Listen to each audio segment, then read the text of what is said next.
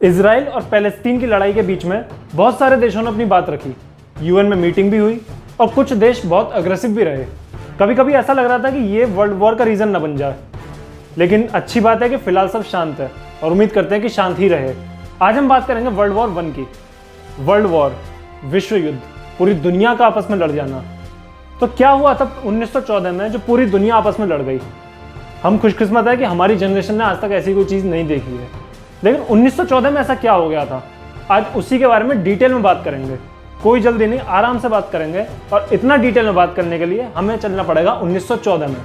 तो चलते हैं 1914 में और फील करते हैं उस टाइम को कि उस टाइम दुनिया में था क्या।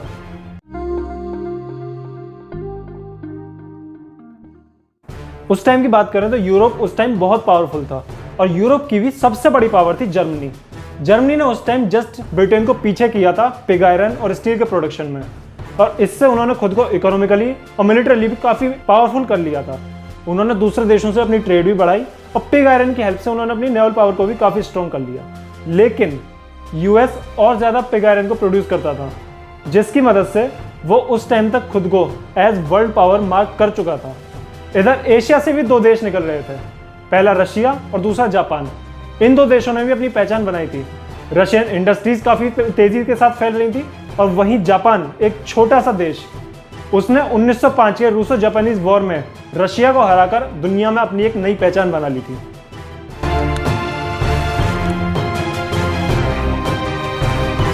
एक खराब पॉलिटिकल सिस्टम होना भी दुनिया को वर्ल्ड वॉर की तरफ ले गया, और ऐसा सिर्फ एक देश में नहीं था, बल्कि दुनिया के बहुत सारे देशों में ऐसा ही खराब पॉलिटिकल सिस्टम था। आप खुद एक एक करके देखिए। यूएस, यूके और फ्रांस, यहाँ डेमोक्रेटिक फॉर्म ऑफ गवर्नमेंट थी, लेकिन यहाँ का सिस्टम भी उतना डेमोक्रेटिक नहीं था जितना कि दिखता था। वरना आप खुद सोचिए, अगर ब्रिटेन डेमोक्रेटिक होता तो दूसरे देश पर जबरदस्ती कब्जा करने का क्या मतलब था। जर्मनी के पास अपना लोअर हाउस था, जिसको हम लोकसभा कह सकते हैं। वहाँ पर उसको रेस्टैग कहा जाता था। वहाँ पर लोगों द्वारा इलेक्टेड कैंडिडेट जाते थे, लेकिन उनको कोई पावर नहीं होती थी, क्योंकि वहाँ पर ज़्यादा डिसीजन मेकिंग पावर या तो चांसलर के पास होती थी, जिसको प्रधानमंत्री कह सकते हैं, या फिर कैसर के पास होती थी, जिसको तानाशाह कह सकते हैं। वहीं इटली का सिस्टम कुछ ऐसा था कि यहाँ पर पार्लियामेंट हुआ करती थी, यहाँ पर इलेक्टेड कैंडिडेट्स आया करते थे, लेकिन यहाँ पर जो वोट डालने का अधिकार था वो सिर्फ और सिर्फ वेल्दी पीपल को था, अमीर लोगों को था। इटली के गरीब लोग वोट नहीं डाल सकते थे। वहीं जापान में भी इलेक्टेड पार्लियामेंट हाउस हुआ करता था, लेकिन यहाँ पर भी सारी की सारी पावर या तो एम्परर के पास हुआ करती थी या फिर प्रिवी काउंसिल के पास हुआ करती थी। प्रिवी काउंसिल क्या है? प्रिवी काउंसिल को आप भारत के कैबिनेट से कंपेयर कर सकते हैं, मंत्रिमंडल से कंपेयर कर सकते हैं। वहाँ पर इसको प्रिवी काउंसिल कहा जाता था। तो या तो ये पावर एम्परर के पास होती थी, राजा के पास होती थी, या फिर उसके मंत्रिमंडल के पास होती थी, जिसको प्रिवी काउंसिल कहा जाता था। वहीं रशिया और ऑस्ट्रिया हंगरी में सबसे ज्यादा हालत खराब थी। रशिया के शासक, जिनको सार बोला जाता था, और ऑस्ट्रिया हंगरी के शासक, ये लोग अपने देशों में एब्सोल्यूट रूल किया करते थे। यहाँ पर एब्सोल्यूट रूलर्स हुआ करते थे, पूरी तरीके से तानाशाही हुआ करती थी। इसका मतलब दुनिया के ज्यादातर देशों में पार्लियामेंट तो थी, लेकिन पावर नहीं थी। अब यहाँ जिन पर पावर हुआ करती थी वो पार्लियामेंट की कहाँ ही सुनते होंगे। अगर उनके मतलब की बात है तब तो ठीक है, वरना इग्नोर भी कर सकते थे। वहीं रशिया जैसे देशों में तो पार्लियामेंट ही नहीं थी, यहाँ पर पूरी तरीके से शासन हुआ करता था। अब जब पूरी दुनिया के इतने देशों के पॉलिटिकल सिस्टम इतने वीक होंगे तो लड़ाई तो होगी। 1880 के बाद यूरोप के देशों ने अपनी कॉलोनीज को बढ़ाना शुरू कर दिया। हालांकि इंडिया तो ब्रिटेन के कब्जे में पहले से ही आ गया था, लेकिन इसके बाद इन्होंने मेन टारगेट किया अफ्रीका को। इस पूरे पीरियड को स्क्रैम्बल फॉर अफ्रीका भी कहा जाता है। इनका मकसद क्या था कि जो भी खेती इधर उधर नहीं होती है वो अफ्रीका की खाली जमीन पर जाकर कर देते हैं, क्योंकि अफ्रीका में ज़्यादा खेती नहीं हुआ करती थी। अब जैसे नील की खेती है, तो नील की खेती के साथ क्या होता है कि जहाँ पर भी नील की खेती कर दी, जिस ज़मीन पर भी नील की खेती कर दी गई, वो ज़मीन अब फर्टाइल नहीं रहती कि वो और चीज़ों की खेती कर पाए। तो इसके लिए इन्होंने अफ्रीका को चुना और अफ्रीका पर कब्जा करना शुरू कर दिया।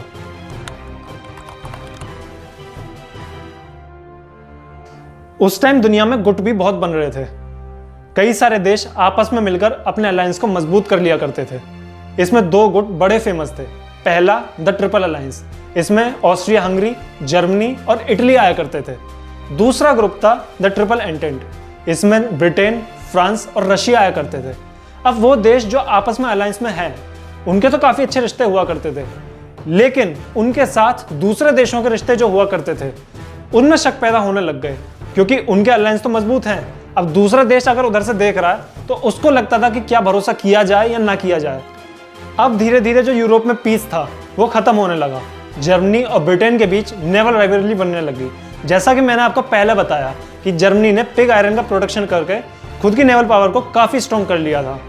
अब इसके बाद ब्रिटेन और जर्मनी के बीच में नेवल राइवलरी बन गई कि किसकी नेवी ज़्यादा मजबूत है। वहीं फ्रांस जर्मनी से एल्सेस लॉरेन का बदला चाहता था।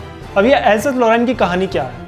1871 में स्पेन की महारानी ने प्रूशिया, जो कि जर्मनी के संरक्षण में आता था, वहाँ के राजकुमार को बुलाया और अपना जो राज था वो प्रूशिया के राजकुमार को देना चाहा।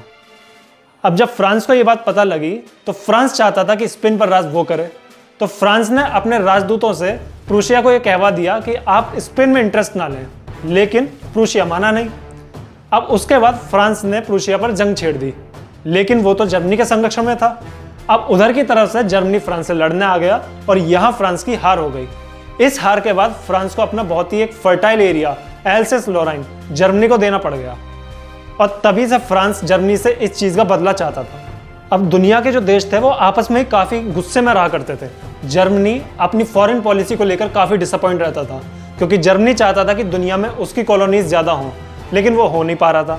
वहीं रशिया जर्मनी की बढ़ती स्ट्रेंथ को देखते हुए काफ़ी वरीड रहता था। अब यही सारी चीज़ें धीरे धीरे निकलकर 1914 में खुलकर बाहर आई।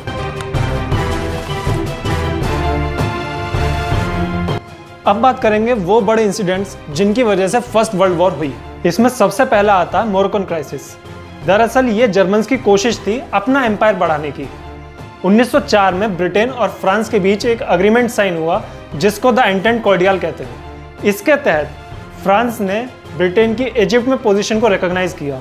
वहीं बदले में ब्रिटेन ने फ्रांस को मोरक्को पर शासन करने का अप्रूवल दे दिया, लेकिन जर्मनी चाहता था कि मोरक्को पर शासन वो करे। अब उसका पहला स्टेप क्या होगा कि फ्रांस को रोका जाए।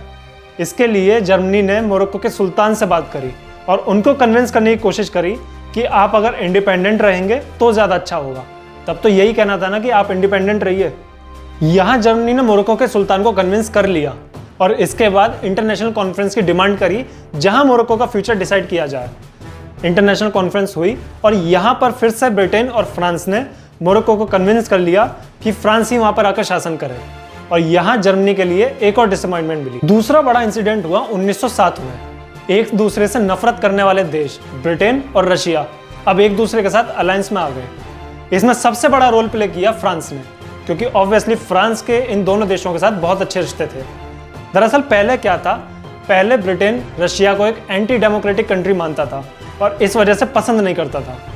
वहीं रशिया ब्रिटेन के ईस्ट में कब्जे की वजह से वरीड था, क्योंकि ऑब्वियसली इंडिया में ब्रिटेन का कब्जा हो चुका था, तो रशिया वरीड रहता था कि क्या पता वो रशिया पर भी अटैक कर दे। इस वजह से ये दोनों देश एक दूसरे से दूर ही रहा करते थे। लेकिन फिर चीज़ें बदलने लगी और 1905 में जो जापान ने रशिया के साथ किया, उसके बाद तो रशिया को वैसे भी ज़रूरत थी एक पावरफुल देश के साथ अलायंस की।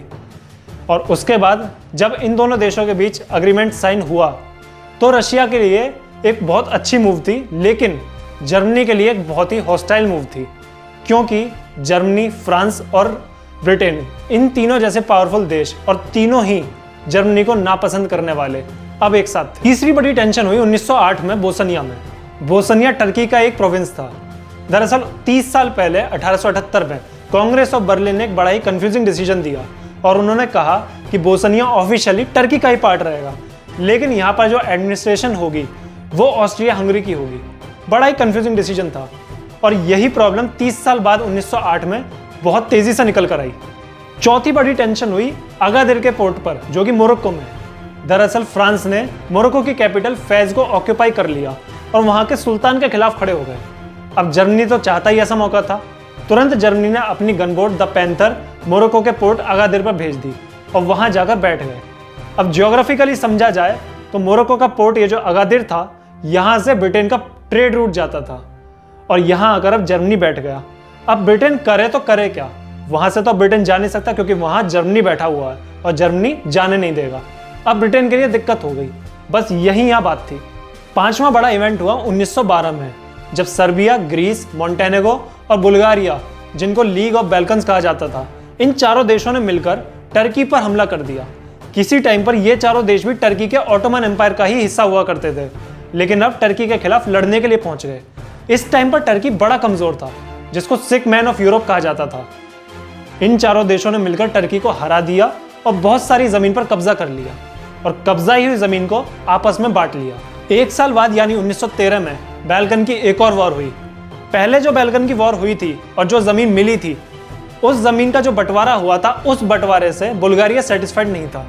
बुल्गारिया चाहता था कि मैसेडोनिया का हिस्सा उसके फेवर में जाए, लेकिन मैसेडोनिया का ज्यादातर हिस्सा गया सर्बिया के पास और इसके बाद बुल्गारिया ने सर्बिया पर जंग छेड़ दी, जिसके लिए ग्रीस, रोमानिया और टर्की सर्बिया के फेवर में आ गए और यहां बुल्गारिया हार गया।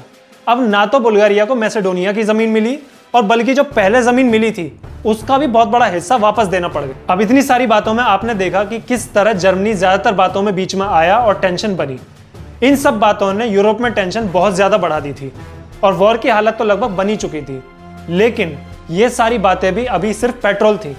इन पर चिंगारी लगनी अभी बाकी थी, इनको स्पार्क मिलना अभी बाकी था और ये चिंगारी मिली इसको बोस्निया की कैपिटल साराजेवो में। 28 जून 1914 को कुछ ऐसा हुआ कि जिसके बाद वर्ल्ड वॉर नहीं रुक पाई।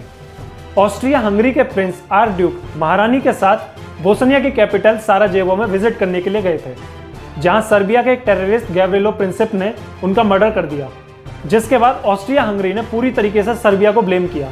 अब बातचीत के जरिए ये सब चल ही रहा था, तभी ठीक एक महीने बाद जर्मनी की हेल्प से ऑस्ट्रिया हंगरी ने सर्बिया पर अटैक कर दिया और वॉर छेड़ दी। अब जर्मनी को जब लड़ते देखा ऑस्ट्रिया हंगरी के साथ, तो रशिया उधर से आ गया सर्बिया के साथ। अब रशिया के पीछे पीछे ब्रिटेन और फ्रांस भी आ गए। अब रशिया, ब्रिटेन, फ्रांस, इनका आने का मतलब क्या था? ये सभी देश सिर्फ और सिर्फ जर्मनी की वजह से आए, क्योंकि जर्मनी ने पहले ही लड़ाई के बहुत बीज बो रखे थे। सब जर्मनी के लिए आए और यहाँ से धीरे धीरे देश जुड़ने शुरू हो गए। इधर अब जर्मनी के साथ इटली जुड़ा और कई सारे देश धीरे धीरे दोनों तरफ जुड़ने लग गए और यहाँ से वर्ल्ड वॉर छिड़ गई। अब वर्ल्ड वॉर के अंदर क्या हुआ वो जानेंगे अगली वीडियो में। तब तक के लिए इस वीडियो को लाइक करें, चैनल को सब्सक्राइब करें और इस वीडियो को शेयर करने में पूरी जान लगा दें। Good bye.